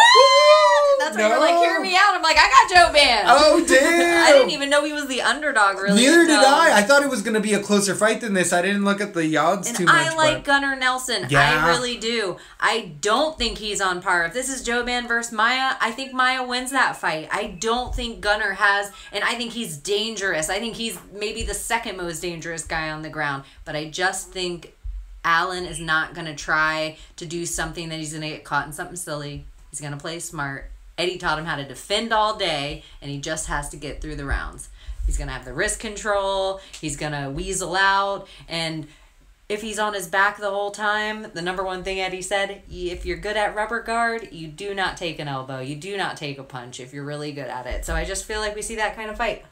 Joban could be the Leslie Smith pick. We have a couple that we were picking on underdogs, and a few. This is gonna be a fun one because that's where they're you're flashy. like, it's a hard card to fill. I'm like, I'm not having a problem because I have so many underdogs, but you know, I've really had the last 3 cards have not been great for me, but the last card wasn't good for anyone but you. Yeah, I did better than most. Evil Twin had a pretty good card, but it was a card that I had talked him through, that I had flipped his mind on one, and he confessed to it, but that was the only person I did know who did pretty good as well. Of course. But it's so rare because this is what has been happening. I go in with these like weird picks where I feel like this Joban fight's going to be the fight. This is going to be the one that I get the number on, the win that nobody else has. And then I'm like, oh, you got the same fight? So it's like, I feel like the last fight, I did better than most. Yeah. And I had a shitty night to me. Like, Right, I felt right, like right. I broke 50%, which is like when I look at odds bettors and I'm like, are you serious? These guys make a living doing this with their shitty picks? That's why we're doing this, because I feel like as a regular constant, not that I want to toot our own horn, but we're not biased. We're not friends with any of these people. Agreed. We're fans. So Agreed. you're not going to get, well, I rolled with that guy once, so I'm totally going to pick him every time. No. And it's not because of that. And it's some of the guys, as much as, like, I like them personally, like, who knows Luke? No one knows that motherfucker yet, but he's one to watch. There's a lot of guys on this card specifically that are going to be movers and shakers toward the end of the year. You're going to see a lot of guys in here that they're going to start being talked about. I agree. I think that's that. a great point, and that's totally. I could see it for multiple underdog picks that we have so far. That's exactly what's going to potentially happen. So we have the main event with Jimmy Manuwa versus Corey Anderson. What's his nickname? Beastin 25-8. That's what I was going to say. Is more than 24/7 if people out there don't get it. I never got it. Thank you very much. I was always like, is it his area code? Where's that from? Boston? Where is this guy from? Beastin 25-8. So he's constantly going. So his grinding mentality and game. He's a wrestler. Creative on the net. How we're saying get creative. Creative as shit, right? Like this is the epitome of a creative name. Doesn't really work out. Doesn't work. It just doesn't rhyme. But Beastin 25-8. Corey Anderson. Beastin Anderson 25-8. So you know I'm Beastin 24/7 boy. No 25-8. Don't call me boy. Jimmy Manuwa, does he have a nickname? Poster boy. He looks good for what is he? 40 years old, 39 years old. He's good looking. Jimmy Manuwa's good looking. He is a good looking guy. He looks like a tank. Looks like whatever that British tea he's been drinking has been setting in on his bones. He hits pretty hard. He's mainly a striker. Okay, takedown defense. Corey Anderson, again being that wrestler, pushes you right up against the fence, will drag you down and make a 5-round decision all day, every day, and not get two bones about it. But Corey Anderson, I do feel like, can gas himself, and I feel like he's fought in fights where he has gassed. And I was not on the Manuwa train, but his striking looked pretty good. I did look at the tape again, and I didn't think he looked as dynamic as the first time I had seen the fight back in the day. But Manuwa hits hard. I feel like this is a TKO round 1 or 2 for Manuwa. It's going to be all about that takedown and who gasses first. And I feel like even in the 3rd and 4th round, Manuwa has power. And Corey Anderson gets a lot of split decisions. He's knocked out 1 or 2 guys, but those have been flukish. I feel like if Manuwa comes in 100%, this should be quick work. I'm going to have Manuwa on a lot of cards. I feel like he's a heavy favorite, if not a slight favorite. But yeah, that's who I got. How do you feel about this? I think Manuwa's overrated. He hasn't impressed me really in too many of his fights. I am 25-8. Dude, that's the underdog, right? Corey Anderson isn't chinny. He is a grinder. I just believe he has better cardio than Manuwa. I can see that. I also, there's this one of the weird dangers, which I don't know, you can tell me if this is racist right now. If 2 black men are in the ring, is it always a boring fight, or is it just me? I like that. I think that that's a possibility that I feel like I've heard somewhere before. They always it's gas usually together. a decision fight, right? Yeah. Two black guys, usually a decision fight is one of those things around there. And this could be a 5-round decision. So even then, a 5-round decision for Anderson would actually probably be Neither of these guys are going to see 5 rounds. Neither of them.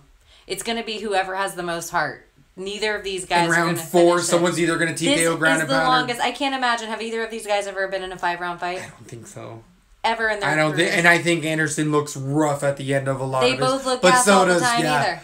It's true. It's going to be a rough fight. It's whoever doesn't give up first, and I'm going to go with the boy from Illinois. I'm going to pick an underdog. I'm going with Corey Anderson. I think he's going to clip him in round 3 because Manuwa's going to get lazy. I think he's going to lose his power because he's going to be exhausted. His punches are going to be so slow Corey can stay clear, and I think he has enough power to knock out Manuwa. So I know it's a huge underdog. This is a risky pick. Honestly, I'll probably stay away from this fight on most of the card because I just don't think Manuwa is going to be worth his DraftKings money. Any way you cut it. Mm-hmm. I do think he has a ton of power, but no more power than anybody else in the division. His losses to me are like, ugh, and his wins to me are like, eh. So Yeah, I think he's coming in with a lot of hype. It's a weird main event all the way around for me. I think there's 2 other fights, at least on this card, that are better main events. I know they're going with somebody local, but neither of these guys, to me, this is what the UFC is doing wrong. They put together a really crazy card, and it's like, what? This is... At least put Brad Pickett on this so you understand why it's the main event. At least put Brad Pickett up there. Like, right. Okay, it's his last fight. We all understand it was like Faber's last fight. Well, they didn't even put Faber up. I think they put Page over Faber. Yeah, exactly. He was the bringing in. So it lets you know, to me, the way the UFC is looking at the investment of Jimmy Manuwa. They think he's good looking. He's from London. They're trying to put their chips somewhere, so they got a couple Kessie. Bone Crusher. Manuwa, they're putting them both on the card. They're hoping for big wins. They're putting all their chips because Bisping's getting old. They need that London audience. They need the local boys. I just think Corey Anderson. Ooh, that might be a value pay for Lesbo. We definitely need to go into our DK picks, and we need to put a card together and kind of see what we can afford and what we can't. We have a bunch of underdogs, so I don't think it is going to be that hard once we go through what we had picked earlier, and we'll go over what the lines are right now. Should we just go through all of the lines top to bottom, or just talk through our card as we go through it? I think we can talk about it a little bit. Sorry, I'm away. Yeah, I think we can chat about what we think salary wise, who is what and who is woohoo. So Joseph Duffy is the most expensive, making Madadi the least expensive. So Joseph Duffy is at 9,700. We have Brett Johns versus Entwistle at 9,300. Then we have Gunnar Nelson at 9,200. Then we have Lisa Landsberg at 9,100. Then we have Tom Breeze at 9,000. Why don't we talk about it like this? For 9,700, that's too much money for Joe Duffy. What do you think? I agree. I think it's a decision fight, and I feel like Madadi loses, but he's gonna be cheap enough to potentially be on your card, depending on if we need him or not. We'll have him on the side. We won't put him. We're not gonna pick Duffy. No, if you can afford Duffy at the end of all this, maybe. But I think stay away from Duffy at 9,700. Yeah. I think Johns will get as well. Stay away from against Entwistle. I think Entwistle's being underrated. Even if he wins by decision, anytime you see a decision potential, never pay over 9. Just don't pay over 9 for decision. I agree. Best case scenario, you're going to get 70 points in a 3-round fight. At very best, and 70 ain't getting you to the money. Right. Then we have Gunnar Nelson at 9,200. Also with our Joe Band pick. With both of us saying it, I would say stay away from Gunny. Stay away from Gunny. You're going to have leftover. And this is the other thing with Gunnar Nelson. I think he's going to get desperate enough in this fight that it becomes submission attempt heavy and takedown heavy for him, where, it's just a bunch of stifling up against the cage, weird shoulders and wrists and things of that nature. That doesn't get you any fucking points. Right. That doesn't get you any points. So I think Gunnar Nelson, overpriced. I agree. Then we have Lisa Landsberg. I feel like I was saying a finish, if I remember correctly, for her. Maybe not. But submission. I feel like she can get a finish. She's already done that to this fighter before, and we already have so much money because we're not picking those top 3 guys. I just know we're gonna pick someone like a Joe Band who's gonna be lower. If Gunny's that high, Joe Band naturally has to be that low. So I'm gonna put Landberg. How do you feel about her being on our card? I'm writing her down already. All right, so she's the first one on our DK card. Moving on, we have Tom Breeze at 9,000 versus Bamboja. It's either a decision, a finish, or Bamboja gets the I could see the flash knockout being for Bamboja because that's crazy of a fighter. But Breeze, I don't know. I don't like him for 9. I don't like him for 9 right now. Round 3. So we'll stay away from Breeze for now. If we can afford him, we'll come back. Right. Then we have Bone Crusher at 8-9. I like Bone Crusher in this. I think he can get a finish. But I feel like you might have picked a decision. I have a decision, but this is where I think about him. He throws punches. He has that rabbit. He's like Demetrius Johnson, where it's just, he's going to get, any way you cut it, he's going to get, even if he gets the decision, he's going to score some points with his decision because he's so flary, exciting, movement. So and he's expensive. I also think he's going to win, so I'm definitely not opposed to saying we put him on our card. All right, I like him on that. Moving on to the next highest guy, we have Stewart versus Barroso, and Stewart is worth 8-8. I feel like we both had a TKO for Stewart or a finish. I'm feeling good about it. I think he put him right on because we have money to spare right now. We can just keep putting people on and then figure out the other stuff later. But I feel like the finish. We have an underdog coming in. Exactly right. It just makes the whole night that much easier. Then we have Vicente Luque at 8-7 versus Edwards. We both also have a finish on this. And I think he goes right on our card. This is an easy week. We're going to go cash out easy millionaires, money. You guys. Millionaires. Woo! If they could all be this easy. Then we have Scott Askham at 8-6.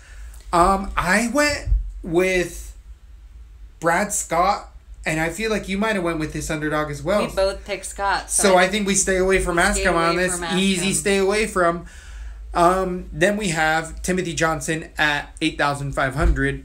This is a decision, maybe a TKO, but I feel like we both have decision. And it's a heavyweight fight, so it can go the other way immediately. I think we stay away from this one, and there's other value I think we soft you right out of the heavyweight room tonight. There's a lot of fights that won't F your night. Yeah. If you just are like, what? That was quick.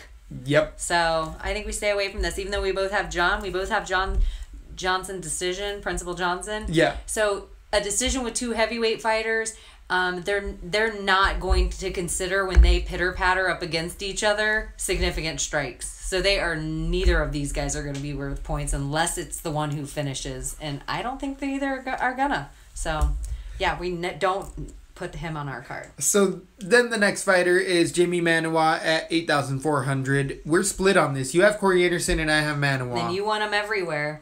And I'm going to put him on my own other personal cards, but we don't have to put him on this because I think that there's still other fighters that we can come back to. Totally. And a split. And why? We have room for two more. Exactly. So we got room. We have Amir Khan at 83,000 versus Alan Arnold, and we're split on this, aren't we? Yes. I have Alan, you have so we move on. Brad Pickett, we're gonna stay away from. I don't think either of us had Brad Pickett at 82,000. Chito Vera we had as an underdog at 8,000. This is right in that 8,000, 8,2. This is the split fight, and this could go either way. Pickett could get a decision, but Chito Vera could get the finish, and I feel like we could put Vera on our card and be happy with that. I am okay with that as well. Nice. And he is nice and inexpensive. And how much money do we have left? It's a nice, easy one when they cancel out all the ones you can't afford. Exactly. Ooh. So we are at the bottom of the barrel. We can only afford Madadi, the person we said was the most valuable player on DK. I feel like this is kind of, we have to do it because of what we said on the show. And we just have to play this card. But neither of us have him to win. But it's the value play, and that's the most value. Also say, I don't know if we say together as a collective, but right. I am so nervous about that first fight of the. You know what? It's hit and miss. It's like sometimes that first fight, I'm dancing in the street. If that goes a decision, or if he knocks out, we win the entire night. We're going on that cruise. Madadi. Whew. Well, this is what I think we do this week. I think we put out the Lesbo and the Bean card that we're doing right now. I think we both put together a card and we do a try card of Lesbo, Bean, Lesbo and the Bean on air card. So this is our on air card, and Madadi has to be on it with the amount of money we have left, right? I know, but I want Joe Ban on this card so bad. I know. It's almost like I want to put You're Joe gonna Ban figure it out. We want to figure it out. Get rid of like Landsberg or any one of these. Landsberg would be I would say Landsberg would be the definite. Because I have her decision. After I went back and looked at it, I have her going to decision with this fight. I'm okay with that. This isn't once they're on, it's permanent. Okay. This isn't written in stone. Yeah, so I say we put Joe Ban on and then see how much money we have after we take her off. Because the way we were doing it, we were just kind of picking what was coming up and then seeing what was happening afterwards. And this is the afterwards. And if I have to pick between Stewart, Luque, Vera, Joe Ban, Diakesi, and Landsberg, I want her off. I agree. Okay. She hasn't proven herself to me in getting pounded. Right, but just agreed. She's agreed. Leslie Smith. So then we have who's left with the people that we can afford is, who did we both came in on.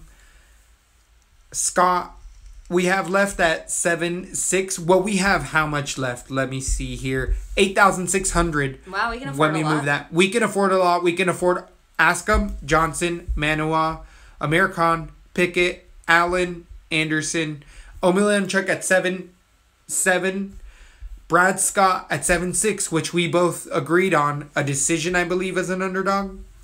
And I have then, a submission for Scott, and you have a decision. okay. Then we have Edwards at 7,500. Then Barroso at 7,400, which we both think both of those guys are going to lose. Then we have Palak, our Timu at 7,300. Bamboja at 7,200. Padlova against Yeah, I think Landsberg. we only have two choices. At Whistle or Madadi. So who are the two choices out of the people that we have left? I think it's between Manoa, Allen, and Johnson. Or Scott. I think we go with Principal Johnson. Ooh. Would that be weird? It's a heavyweight fight. So it can finish in the first, Scott. second, or third. Scott, I'm comfortable with. I could see the finish accumulate for Scott just because he's got it in. He wants to fight. He tries to finish a fight regardless of where the fight's at. I'm more comfortable with that than Principal Johnson. When Principal Johnson gets a first round knockout, we are gonna be like, "God, dude, we no, talked we're ourselves gonna out of no. it." The worst one is gonna be at that first fight of the night. Landsberg, she finishes in the No, first that who's the dude the cheapest dude tonight? Oh, Madadi. Madadi. If against Madadi Duffy. goes to decision and Madadi wins that decision, Oh, it'd be like we I will play Madadi probably on a on card. your own personal card on the side. I will too. It'll be my cheapest card. Yeah, It'll be I my agree. card like On the side, I'm but gonna take this 25-cent card out. No. that's where you learn. That's Yeah, valuable. those are my ones where I'm just like, meh. It's like I'll the middle- reserve a couple of these fools and see. Some of those cards are just they're giving you mat time. Some of those 25-cent cards are just giving you mat time where you're learning. Where take every loss as a learning experience and see where you went wrong. And Yeah, don't put Modesti on your Tommy Toehold or nothing. exactly. Don't put them on your $25 card because it'll hurt you. Okay, so we're gonna go with Scott. He was our first Leslie Smith write down. Ooh. He was in that. I like his heart. I like his heart. I like Scott. Jovan, Vera, Madadi, and Scott. And Madadi's the only one of those four that we don't think is a winner. So even though we think he's an okay for the money, we don't think he's going to win the fight. So I think we put Scott on the card. Yep. And also pick... I just think it's an easy Leslie Smith underdog pick of the week this week. And maybe I'm wrong, but I think Alan Joban is our Leslie Smith underdog pick of the week, and he also should get the hashtag tweet back at us for a little bit of extra luck. We're gonna tweet Alan at you, Joe Man. You think he has it in him? He might be busy. He's in London with the Lades or the I think he's lads. definitely I don't know on how he the rolls. Twitterverse, and he might send us a shout out, and we definitely appreciate that. Listen, because not a lot of people are picking you, and we're picking with you. I've got to say though, is this the Thuradoa hottie with a body complex? Is it just the looks, or is it the actual fightability and the willingness to want to get in there and do your job? I feel like if it's just the hottie with the body contest, like Elias's last fight, some of those judges either were ladies or homosexuals or just men that admired another good-looking man, because that fight shouldn't have gone to our boy the Spartan, but it did, and I ain't mad at it. So if the same thing happens to Alan, it is what it is. It's a little Versace. But one more time with our card. So we got, and we're going to release this tonight on Twitter. Follow us at Lesbo and the Bean. Also www.lesboandthebean.com. And I will never say www again. like that was 2000 late. That was 2000 That late. was 2000 and late. So we're going to put up this on Twitter. So it's Diakesi, Stuart, Luke, Vera, Joban, Scott. How much money do we have left over? I think that's it, right? Yeah. We're it. That's That it. we have. Right. Oh, damn it! Where was that card? I am. It don't matter. I That's our exited card. out. Either way, that's a Let's Go card. with the We don't Bean even card. care. Yeah. Because it doesn't matter how much you have left over. Don't get stuck in that trap because it will happen to you where you have 2,000 left over and you're like, I'm just going to pick this guy. I do it every time and it F's me every time. And they get a decision or finish because it's too close of a fight and they shouldn't be that much money. And you're playing the DK points instead of the actual value in the fighter. And I feel like we're playing the valuable fighters in these picks for DK. And they've done well. They haven't brought home all of the bacon, but they bring a couple slices in.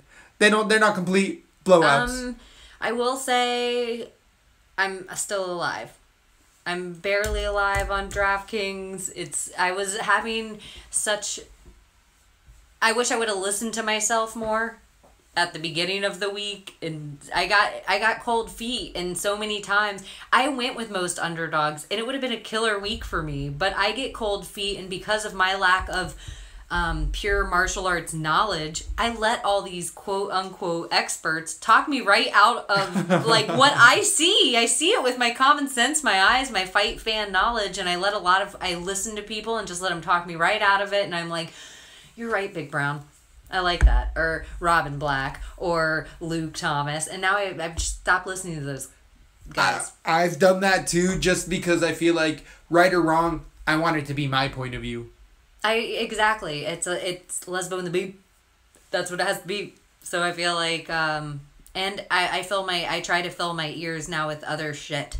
Other stuff other than fight stuff. If we're going to talk about fight stuff all the time and we already have to research stuff, I don't want to just hear fight shit all the time. Yeah, I agree. I've started to kind of transition that too, because I don't want to feel like I'm taking things from other people, because I'm not. And it will influence me if I do. And I can read. And you know what else I will say? I am listening to breakdowns and stuff after we do ours in the week. When there's nothing else to find, when it's late night and I'm chilling and my significant other already goes to bed, I'm like, okay, now maybe I'll get into somebody else's. But I have been staying clear. I haven't watched the Big Brown Breakdown this week. I haven't. Yeah, I agree. I do not take myself until after we do our breakdown. And then I might switch mine at the end of the week, but I'll try not to, and we'll have it on record of why and won't, or why we did and why we didn't switch. That's why you got to come back and listen to our post show so you could hear our post-fight breakdown. We actually might give you a post show because this is finishing so early, directly after the fights. It's that kind of weekend. And listen up if you're bored after the fights and got nothing to do. If you guys subscribe somewhere, you'll get the show guaranteed. Otherwise, you have to wait. Like sometimes if you're just waiting for it to come up on iTunes, you got to subscribe or you're not going to get it as quick as everybody else. So subscribe on iTunes. Let's move the beat.